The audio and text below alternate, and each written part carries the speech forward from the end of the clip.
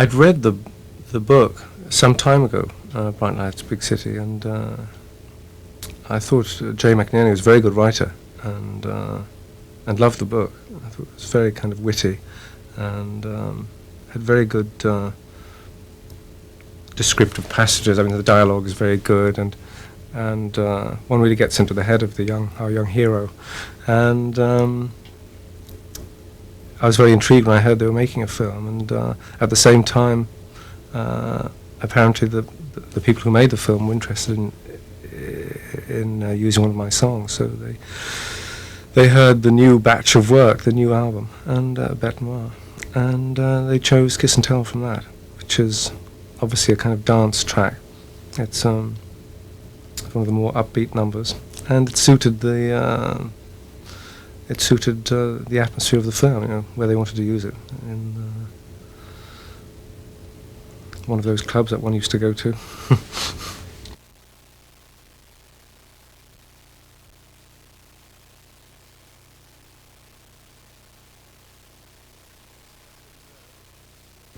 I think there, obviously, if you're doing scenes of nightlife in a big city like New York, and the camera takes you into a dance club, then you have, you know, dance records playing. So it's a perfect kind of place, you know, setting for a song like the one of mine that's used in the film, Kiss and Tell, which is like a dance record, and so it seems a very appropriate setting for it.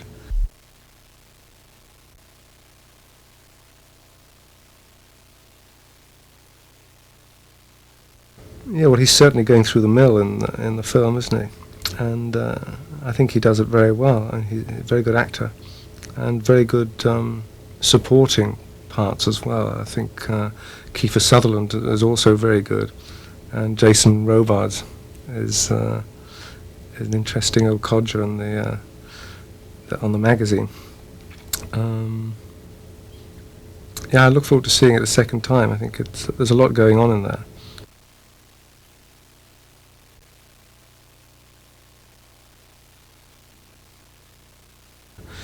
He's very self-obsessed and going through a period where he's, you know, re-examining his life and really stumbling through a bad patch. And I think we all everybody can identify with those sort of phases in one's life of the girlfriend running off and this and that, and family tragedy and all these sort of things. So there's a lot going on in there. I think that it says a lot for the skill of Jay McNerney that one does become very embroiled and involved in the character, and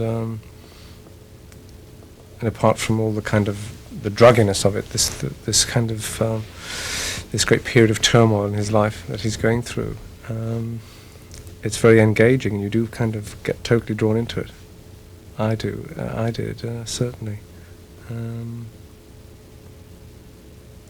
Maybe it's because I guess he's a very kind of one has great affection for the character because of his kind of witty asides all the time, which make it very interesting and help kind of push you along through the story.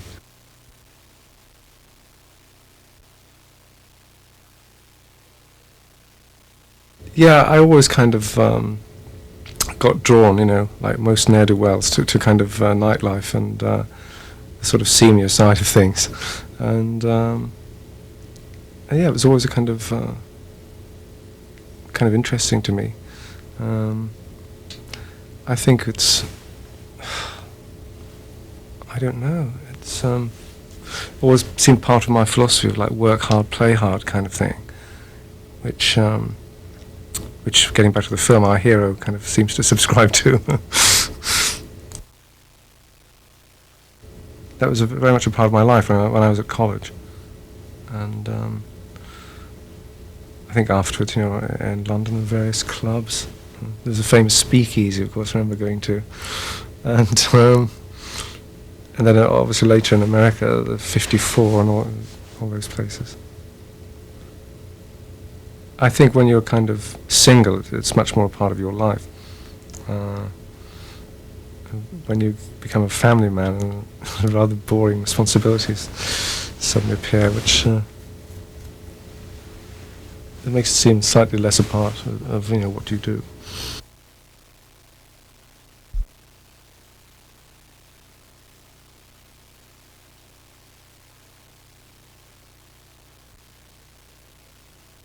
Prince is amazing. I think he's one of the best people around at the moment, and I don't really get to see many live shows, but I saw him in Paris last year, and he had an amazing show. He's a great performer, and has that wonderful self-confident swagger, which I kind of admire very much, and his music's great. And I'm very glad he's on the soundtrack of the film.